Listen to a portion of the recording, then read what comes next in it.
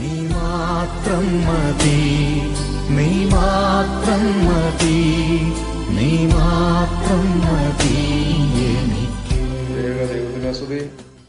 എത്രയും സ്നേഹം നിറഞ്ഞ ആ ദൈവജനമേ, നിങ്ങൾക്കേവർക്കും എന്നും ജീവിക്കുന്ന ക്രിസ്തുയേശുവിൻ്റെ ധന്യനാമത്തിൽ ജീവവചനത്തിലേക്ക് സ്വാഗതം. വിശുദ്ധ യോഹന്നാന്റെ സുവിശേഷം 21-ാം അധ്യായം 1 മുതൽ 14 വരെയുള്ള വാക്യങ്ങൾ. കർത്താവിൻ്റെ ശിഷ്യന്മാരുടെ അടുക്കിലേക്ക് തൻ്റെ മരണത്തിന് ശേഷം ഉയർത്തെഴുന്നേറ്റ് എന്നുള്ളതായ വസ്തുത അറിയിക്കുവാനും താൻ അവരോട് കൂടെയുണ്ട് എന്നുള്ളതായ ആ വിശ്വാസം അവരെ ഉറപ്പിക്കുവാനും വേണ്ടിയിട്ട് കടന്നു വരുന്നതായ ഒരു സന്ദർഭമാണ്.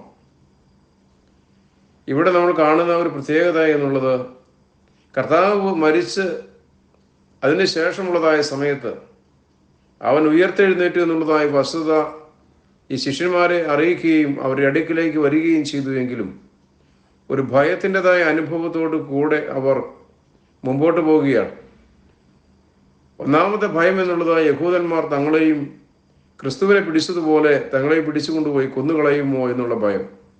രണ്ടാമത്, നാളെ എങ്ങനെ ജീവിതത്തെ മുമ്പോട്ട് കൊണ്ടുപോകുവാൻ അല്ലെങ്കിൽ എങ്ങനെ ജീവിക്കും എന്നുള്ളതായ ആ ഒരു ആകുലത.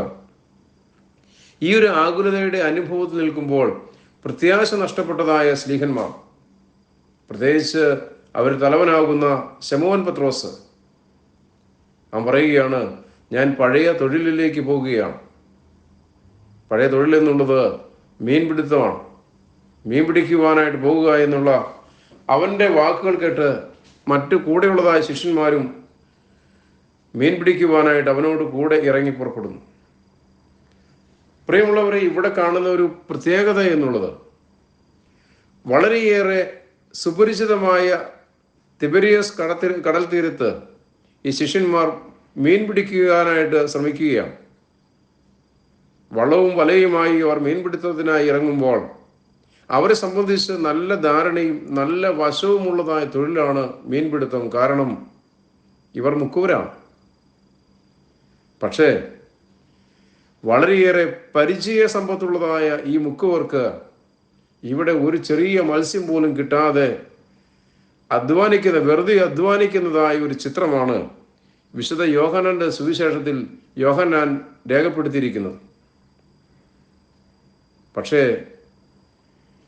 കർത്താവ് അവരോട് പറയുകയാണ്, നിങ്ങൾ പടകിൻ്റെ വലതുവശത്ത് വല വീശുവാൻ പറയുന്നതായ സന്ദർഭത്തിൽ അവരുടെ അടുക്കിലേക്ക് കടന്നു വരുന്ന കർത്താവ് അത് പറയുമ്പോൾ അവർ അതനുസരിക്കുകയും വല വീശുകയും പടകിൻ്റെ വലതു ഭാഗത്ത് വല വീശുകയും ധാരാളം മത്സ്യം അവർക്ക് ലഭിക്കുകയും ചെയ്യും.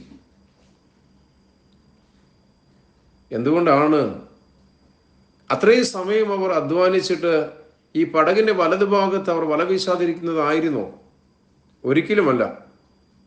അവർ വലതുഭാഗത്തും ഇടതുഭാഗത്തും എല്ലാം അവർ തങ്ങളുടെ വല വീശി പരിശ്രമിച്ചതാണ്. പക്ഷെ എന്തുകൊണ്ടാണ് ക്രിസ്തു കടന്നു വരുന്ന അത് പറയുന്നതിന് മുമ്പ് ഉള്ളതായ സന്ദർഭത്തിൽ ഇവർക്ക് മത്സ്യമൊന്നും ലഭിക്കാതിരിക്കുന്നതിൻ്റെ കാരണം എന്താണ്? പ്രിയമുള്ളവരെ, മറ്റൊന്നുമല്ല. കാരണം ക്രിസ്തുവിൻ്റെ സാന്നിധ്യം അവിടെ ഉണ്ടായിരുന്നില്ല. ക്രിസ്തുവിനെ കൂടാതെയുള്ളതായ ഒരു അധ്വാനം അത് പൂർണ്ണതയിൽ എത്തുകയില്ല എന്നുള്ളതായ വസ്തുത ശിഷ്യന്മാർക്ക് കാണിച്ചു കൊടുക്കുകയാണ് നമ്മുടെ കർത്താവ് ചെയ്യുന്നത്. ക്രിസ്ത്യാനികളാകുന്ന നമ്മൾ ക്രിസ്തുവിനെ നാമം വഹിക്കുന്നതായ ആളുകളാണ്. ക്രിസ്തു ഉള്ളിലുള്ളതായ അനുഭവത്തോടു കൂടെ നമ്മളുടെ ജീവിതത്തെ മുമ്പോട്ട് കൊണ്ടുപോയാൽ മാത്രമാണ് നമ്മുടെ പ്രവർത്തനങ്ങൾ അത് പൂർണ്ണതയിലെത്തുകയുള്ളൂ. നമ്മുടെ കുടുംബങ്ങളിൽ പ്രയാസങ്ങൾ വരുമ്പോൾ, പ്രതിസന്ധി വരുമ്പോൾ അത് പരിഹരിക്കുവാൻ ക്രിസ്തുവിനോട് കൂടെ നമുക്കുണ്ടെങ്കിൽ മാത്രമേ സാധിക്കുകയുള്ളൂ.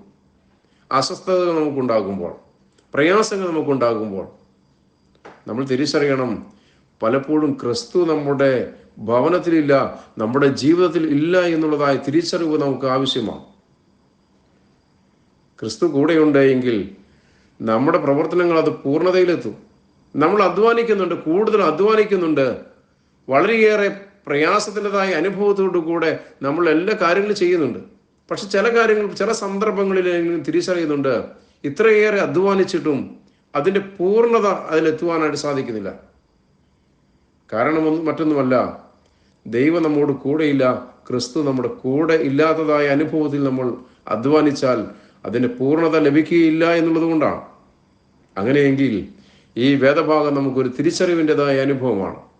ക്രിസ്തു നമ്മുടെ കൂടെ ഉണ്ടെങ്കിൽ, ക്രിസ്തുവിനോട് കൂടെയാണ് നമ്മളെങ്കിൽ, എങ്കിൽ നമ്മുടെ അധ്വാനങ്ങൾ പൂർണ്ണമാകും, നമ്മുടെ കുടുംബങ്ങൾ സമാധാനത്തിൻ്റെതായ അനുഭവത്തിലാകും, നമ്മുടെ ഇടവകയും നമ്മളായിരിക്കുന്ന മേഖലയുമെല്ലാം ക്രിസ്തു കൂടെ ഉണ്ടെങ്കിൽ അനുഗ്രഹപൂർണമായി മുമ്പോട്ട് പോകുവാനായിട്ട് സാധിക്കുമെന്നുള്ള തിരിച്ചറിവ് നമുക്ക് ലഭിക്കട്ടെ. ആയതിന് ഈ പ്രഭാത സമയം ദൈവം ഇടയാക്കട്ടെ എന്ന് പ്രാർത്ഥിക്കുന്നു. ദൈവം മാത്രം മഹത്വപ്പെടുമാറാകട്ടെ.